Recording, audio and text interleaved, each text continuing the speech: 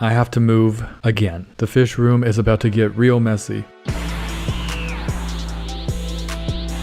So this is when I first got my favorite tank in the world more than 4 years ago. A 5-month update of the first scape in this tank, still one of my favorite aquascaping edits. I went full weeb mode. Lots of cool plants in here like a carpet of pearlweed. 2 years later, first time moving with this tank, it was hell. I enjoyed this rescape for the most part. I found the overhanging branches very cool, and I had no idea just how much the crypt carpet would grow. This is also when I created the first scape in my UNS Lowboy. This is the 3-year update. Most of the dwarf rasboras in this video are still alive and well in the most recent scape, and so is my rescue betta on the left. He's still kicking and doing very good despite old age. But just like Nelly Furtado says, all good things come to an end. Well, not exactly. In this case, it's just the beginning of something new. Sad to take it down, but I'm excited for the new scape. There's a strong colony of Neocaradinas in here that I'm very proud of, but I'm sure they will recover after the move. Here I am removing the dwarf rasboras. You can see that I haven't lost my touch from working at pet stores all those years. This is not your PetSmart part-time employee skill level of fish whispering. There's an art to it. Sometimes I feel myself getting into the zone, the flow state, and it feels like I'm manipulating the fish with my mind power to get into the net. I won't be harvesting too many shrimp for the transfer because I am confident the healthy ones will make the trip in the tank. The bed of Cryptocorin Wendy Green is impressive and caught me off guard just how thick it has become. The roots are crazy deep.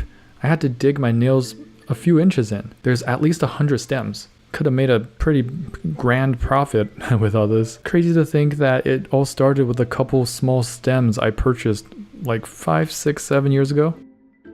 The nurse log of various types of Anubias and Bucephalandra has grown a lot as well. It's so satisfying to see it and pull it out of the tank and just hold it in my hands. I took a few pictures for Instagram.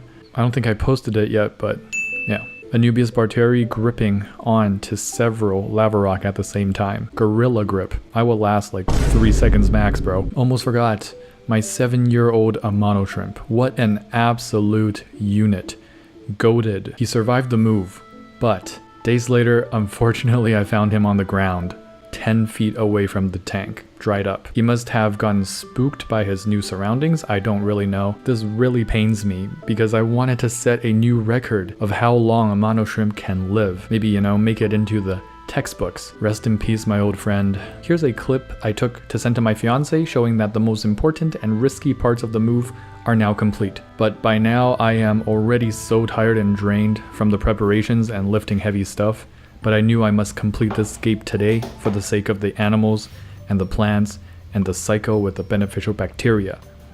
We are bringing back the powerful Twin Star light. It's an incredible light. This wood piece I found while walking around at a zoo. Don't even ask how I snuck this one out the gate. Okay, I threw it over the gate and then I ran out of the zoo and picked it up and threw it in my car. That's the real reason why I go anywhere nowadays, to look for cool pieces of wood. I'm using Oko stone that I dropped from my balcony years ago that shattered into smaller pieces. That's a real aquascaping technique. Just try to be careful not to drop it on anyone's head. The back of the tank will be filled higher with lava rock to give more levels to it. Get your lava rock at a home garden center, guys, not the pet store. It's 3 times cheaper. That's a pro tip, so smash the like button for saving your money. Filling up the scape was nice and satisfying because I have a lot of hardscape to pour the water on, so it didn't really disrupt the substrate. The substrate is a mix of fluvostratum and contra soil, if I remember correctly.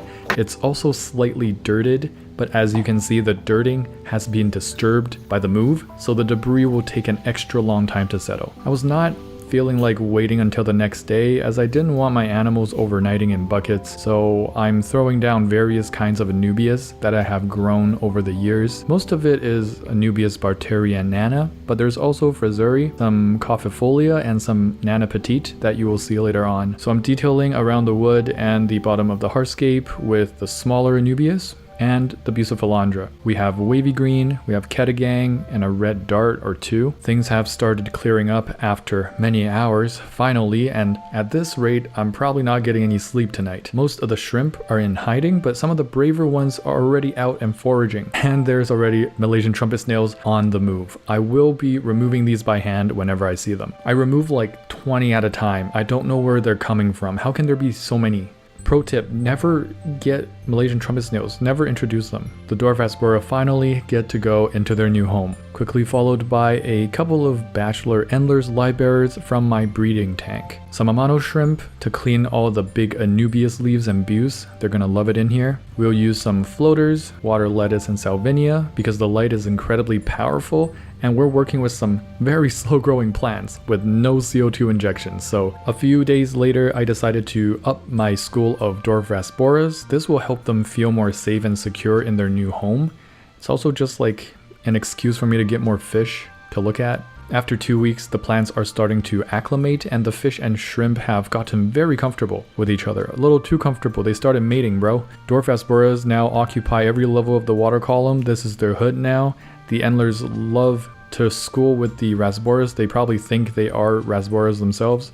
The shrimp are cleaning off the green algae here, or they're trying their best. They're not powerful enough to get the green algae off. This is why you are the best algae eater, as in you are the best cleaner crew for algae. Nothing else is going to do it as well as your fingers. Stop being lazy. The water lettuce is having a hard time acclimating, but the new baby buds that they produce, they come pre-acclimated and ready to flourish, you know? They're the young ones, the future of our world. Their roots grow too long for my liking though, so I will have to maintain it from time to time. The Salvinia absolutely loves the tank parameters from the get-go, but again, I've got to be pretty careful with their roots as they like to grow mushy green algae on them for whatever reason. A few days later, I'm letting the spot algae grow on the glass more so I can take care of all of it in one fell swoop, one scraping session. This spot algae will likely take a very long time to regrow, or it might not even regrow back at all. That's what I'm hoping, because the tank is going to be much more balanced soon with the floaters absorbing most of the light and nutrients. And this is why floaters are goated, guys. A little feeding session. I feed them extreme foods, the smallest pellets that they sell, but it seems the size is still too big for some of these dwarf Rasboras. So the ones with the bigger mouths, they tend to eat way too much because they can eat everything, and then they start like throwing up. Kind of sounds like me at a buffet. I'm really happy about getting this footage of this shrimp mom and her amazing egg sac. What a champion of a mother. I also like that this is a higher grade cherry shrimp and is pregnant because, well, I'm not going for any particular grade of red, but it's nice to see that the next generation will be pretty red. Unless she made it with some dirty, transparent cherry shrimp, damn it. Not sure what I'm doing here, maybe pretending to be Aquaman and talking to the fish. I think fish keepers are all a bit crazy in the head. Mr. Amano Shrimp, not doing the best job as you can see on the Buse Ketagang, but later on it gets cleared up, so this guy did indeed do his job, won't have to fire him. A month later I decided to introduce some blue neon gobies. They're nice and they're pretty crazy right now, active in the open when I first put them in. But later on, they just become elusive as hell. Like that Coolie Loach you put in 5 years ago that you forgot about. Are we just never gonna see them? So this has been an update to everything my 60p has been through so far, which is kind of a lot. I don't think most people's 60ps go through all this. They don't move as much. Hopefully I don't have to move again for a pretty long time. Let me know what you guys think about the current scape, and if you enjoy this video or any other videos on the channel, please consider supporting on Patreon. I really wouldn't be able to do any of this without your support. Get access to our F50 fish keeping Discord of over 2,000 fish keepers worldwide, as well as discounts on my fish keeping merch when you join. Thank you so much. Subscribe for more tank updates and many new tank setups on the way, including some fluval fish tank scapes. Don't forget to get your hands wet. No cap, that could be fat, she wanna clap. 81 Fahrenheit, my boys get that whap. Put it on my tap, 3-to-1 ratio, breeders on the map. Tetra, we in a spot, coming in hot. Ventral fin dot, acclimate that. With my shoal at, clear my fin rod from Cariciformes to Paracharodon. Hold on, there's not another fish that you can wish for. Lit fam sus, I finna gone 3 days without fur.